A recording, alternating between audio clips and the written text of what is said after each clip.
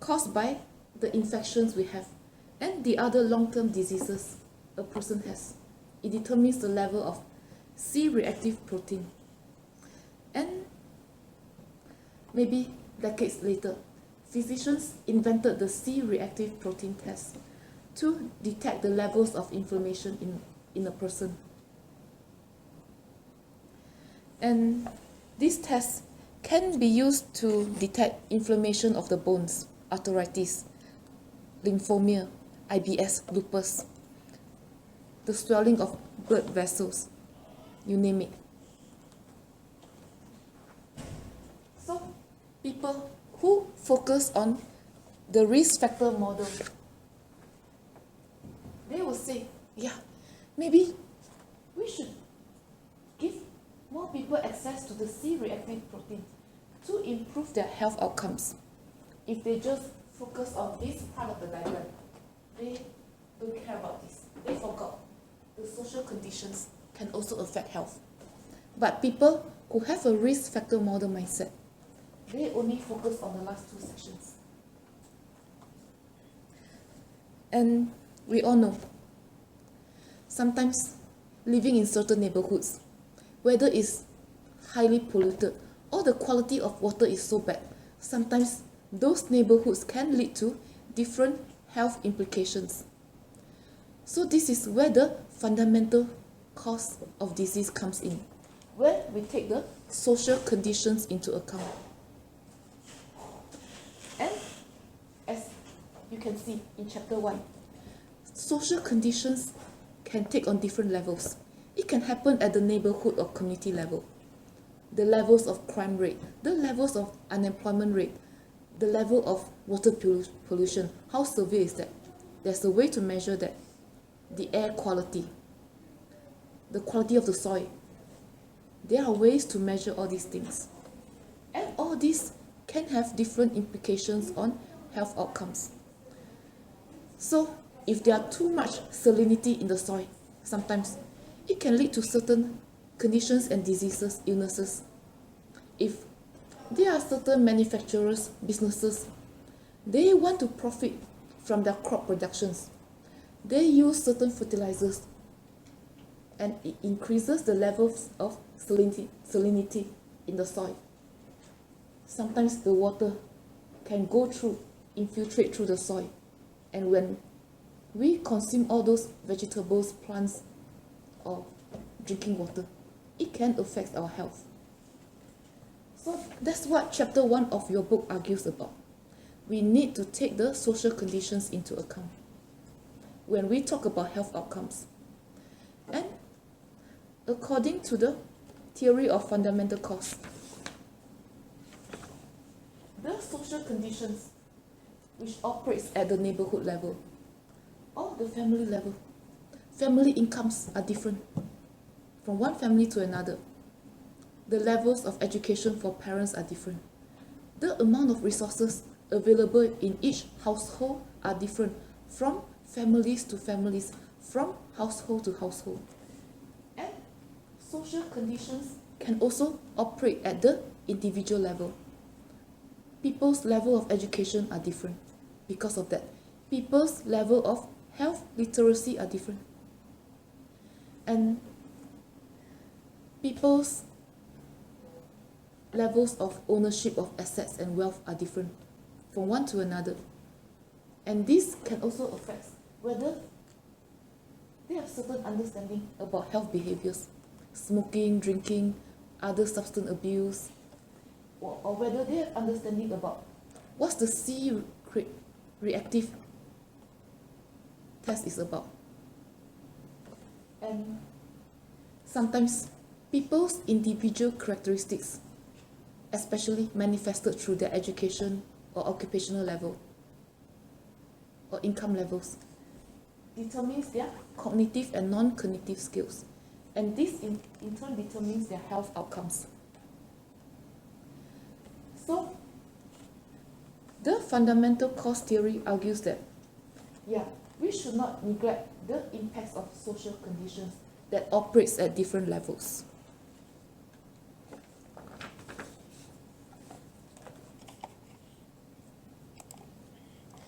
So I think we just experienced not as in certain parts of your country.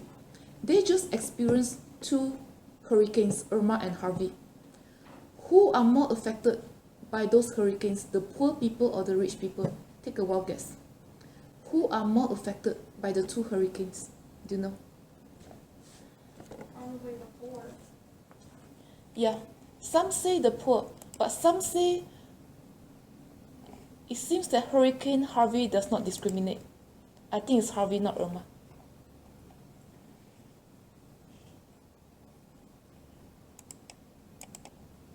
Harvey attacks all people, apparently.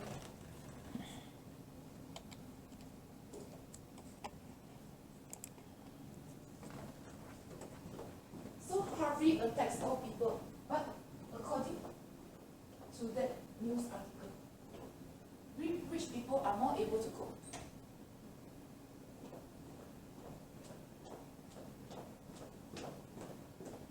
It also depends on how the wind is blowing the direction and the magnitudes of the wind. And sometimes it affects the wealthy area and the poor areas you cannot control.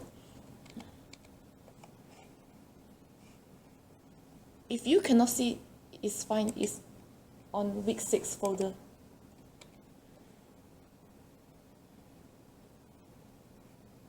And this news say that, wow, Harvey does not discriminate.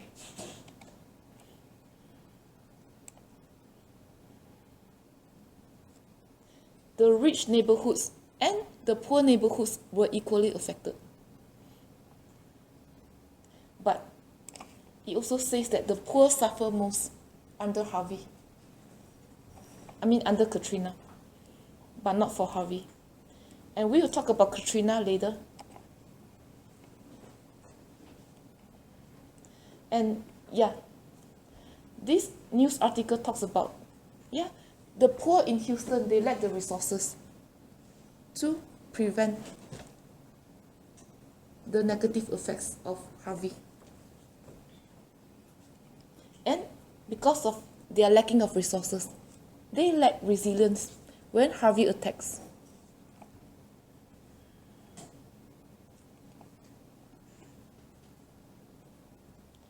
And it affects a school teacher, Lois Rose. And school teachers, they are somewhat educated, maybe middle class. And she talks about how she had to leave her house. And maybe apparently they have certain resilience. Maybe she lived in the middle class neighborhoods.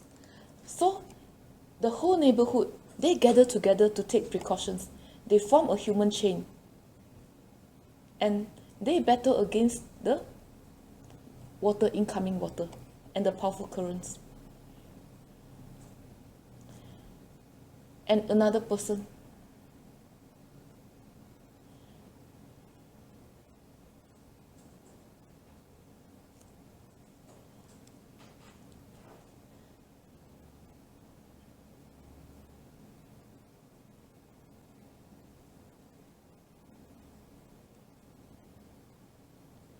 and this person, Ivy, I think is a she. She is also affected by Harvey.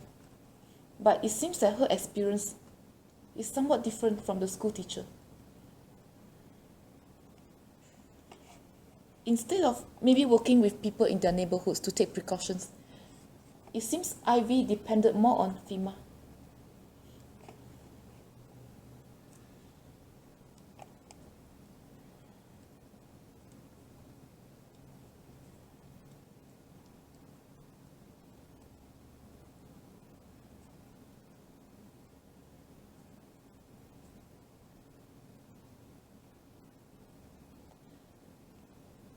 And I think this person, Han, she says she doesn't have flood insurance. So maybe you're right. Even though this news article said Harvey did not discriminate, it depends on the direction of the wind, the magnitudes of the wind. But not everybody can or could afford flood insurance. And not everybody knew how to file a claim. It depends on maybe your level of education. your health literacy. And some people knew how to take certain precautions. Maybe contact their insurance company when they were aware that, well, Harvey was coming, Irma was coming. So even though this article says that, yeah, Harvey affects everybody, not like Katrina, but the poor were affected somewhat more.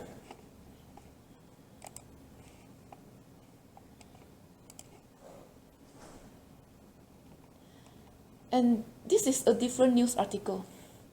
It says that, yeah, the poor in Texas is going to suffer more. And somewhere in one of these news articles I posted on week 6 folder, it says that it has something to do with the government's policy planning, where they build all these subsidized housing for low-income people. Sometimes they build those houses in flood-prone areas for some reason. So, yeah, instantaneously, the poor are going to be more affected when something like that strikes, hurricane or tornadoes. And usually, for some reason, the suburbs, the wealthier neighborhoods, are always built in maybe better places that are more protected.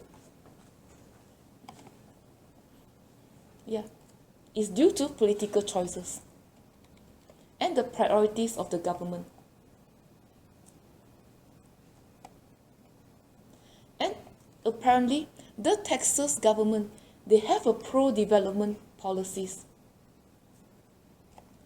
Maybe they focus too much on development and they somewhat neglect their flood controls or controls for other disasters. We know Houston maybe is still one of the richest areas in the United States. So sometimes natural disasters like this, it talks about how sometimes you have to balance sustainability and economic development. If not, like what we just see or we just saw. Yeah, the economics, the prosperity of a given area can be affected. And yeah, it talks about the affordable housing crisis. And where the government chose to build all this housing, affordable housing, for certain segments of the population, sometimes the poor do not have a choice. If they cannot afford housing and they have to depend on the government, they cannot or could not choose where they wanted to live. And the rich, maybe they had more options. And if they are more aware, maybe they tend to be more educated and stuff. And they may not buy houses in certain areas they know. Maybe certain areas are more flood prone or more disaster prone.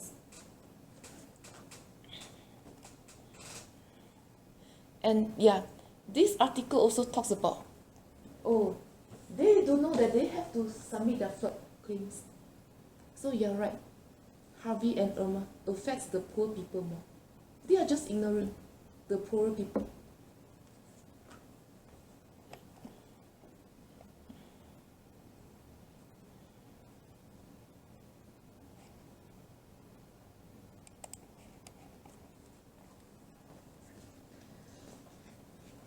So, we need to look at the theory of fundamental cause. And chapter 1 of your book, it seems to argue that the theory of fundamental cause is more important, somewhat more important, than the risk factor model in explaining different health outcomes among different people.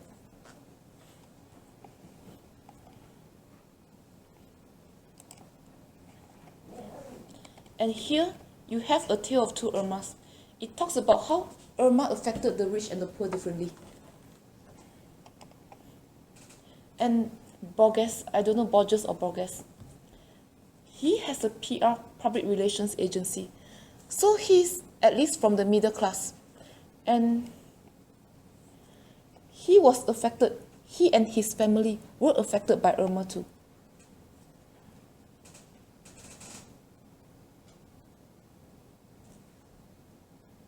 But they were more able, according to this article, to store food, water, and take precautions, went to the store to buy certain things.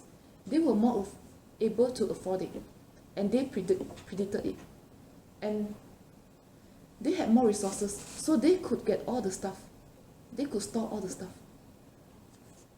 The middle class folks. And this is another family, Luis Diaz. I think Luis Diaz is from the working class or lower income group, and his mother works as a transit worker, so they don't make much. And when they knew about Irma coming, when they went to the store to get certain things to prepare, the store told them it already run out. So apparently, for some reason, people from high SES groups, they were more able to take precautions.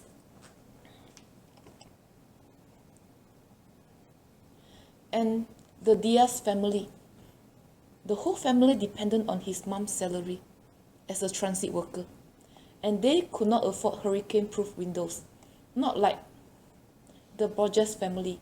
They could purchase certain windows. They are more hurricane-proof. So this is what the fundamental cost theory argues. You have to look at everything, including the neighborhood characteristics, the SES characteristics of the family, of the individual. And all these things, hurricanes, tornadoes, they can lead to different health outcomes. They have health implications.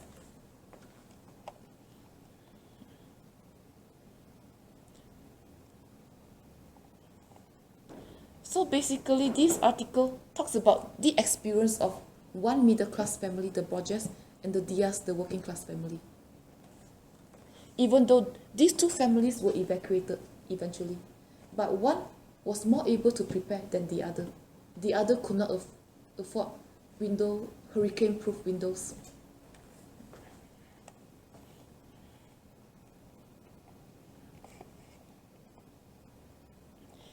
And somewhere in this article, it says that the government, when disaster strikes, they don't really focus on the inner cities. Too bad, so sad. It seems that the government, they focus on better neighborhoods first. When they want to clean up or they want to evacuate, it seems that they focus on the suburbs first. So the poor were more affected by Irma.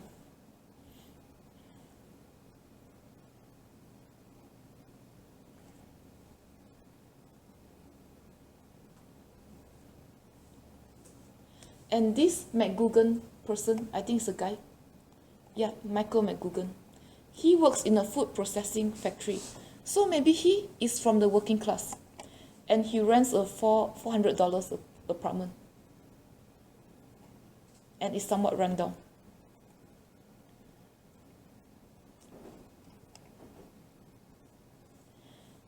He says he knew what he had to do. He knew all the precautionary measures.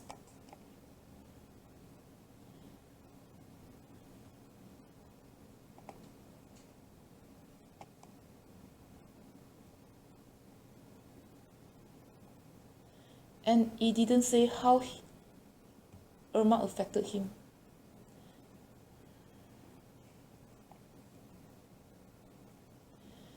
And sometimes it depends on where you live. Evacuation orders may not reach everybody. So if you Google Katrina and its effects on people, sometimes we see that the poor were more likely to be affected by Katrina. Maybe the same for Irma. Sometimes they don't get those messages. And maybe there are more casualties among the working class people, the poor people, compared to the rich people.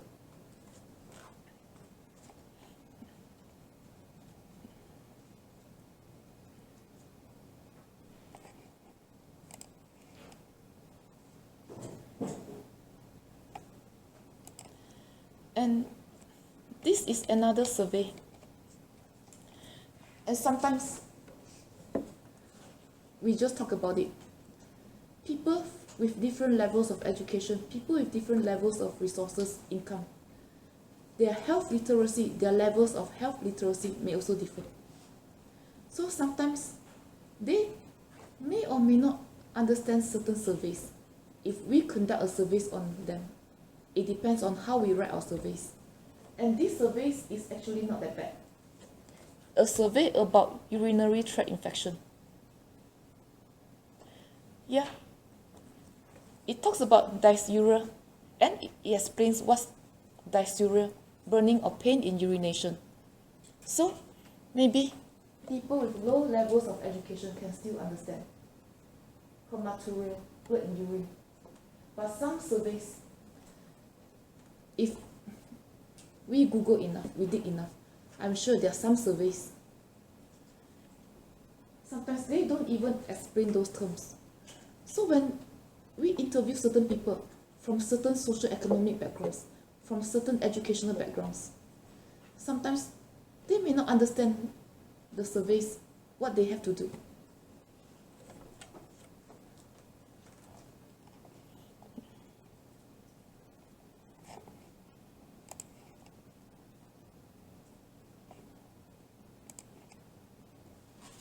Healthy eating is becoming more popular in our country, but only among those who can afford it. 22 News reporter Kate Walsh looked at how some Springfield community groups are helping everyone eat better. Surprisingly, it's not just that